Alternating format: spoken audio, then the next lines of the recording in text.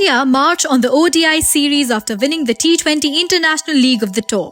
This time it is Shikhar Dhawan who is leading India in ODIs in absence of Rohit Sharma. The experienced left-hander has been leading the Indian ODI outfit for a while now. Kane Williamson, who sat out for the final T20 internationals, returned to lead the Kiwis. Let's look at the highlights of the first ODI between India and New Zealand. After Kane Williamson won the toss, he asked the visitors to bat first. Skipper Shikhar Dhawan and young Shubman Gill got off to a conservative start. After ensuring no wickets were lost in the power play, the pair began playing their shots. In just their 9th innings together, Dhawan and Gill stitched together their 3rd century stand. The 23-year-old departed soon after getting to his 4th ODI 50. They say that one wicket often brings another, and that's exactly what happened. New Zealand fought back by dismissing both openers with a score on 124. Captain Shikhar Dhawan fought up his 39th ODI 50. A couple of wickets in quick succession meant that India were forced to play the consolidation game for a while. Tim Southee became the 5th New Zealand player to reach 200 ODI wickets when he dismissed Shikhar Dhawan. Former Delhi Capitals boys who've played a lot of cricket together, Shreyas Iyer and Rishabh Pant, joined forces. They played through a relatively sedate passage of 7 overs in the middle. Kane Williamson's decision to bring Loki Ferguson paid dividends for the host.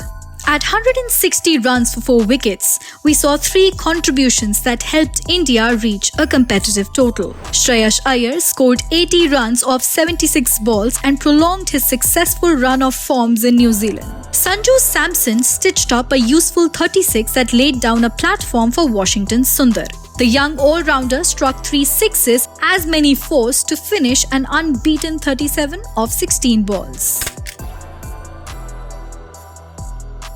Shardul Thakur and Umran Malik combined to reduce New Zealand to 88 for 3 in the 20th over. That's when the main act of this match started to unfold. In the initial stage of his innings, Kane Williamson reached 1,000 ODI runs against India. Latham took his time at start but began settling down with his trademark sweep and reverse sweep shots.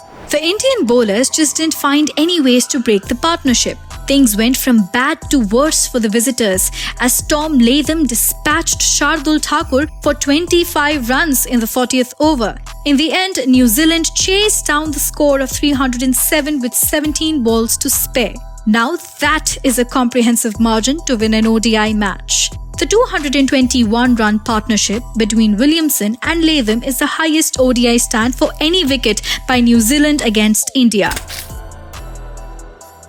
We don't believe it would have been difficult to take this decision. For his career's highest ODI score of 145, Tom Latham has been awarded the Man of the Match award. He came in at a time when his side was in precarious situation, and then he built a solid partnership with his captain that culminated with Latham smashing Indian bowlers to all parts of the ground. He also registered the highest ODI score that any New Zealand batter has scored against India.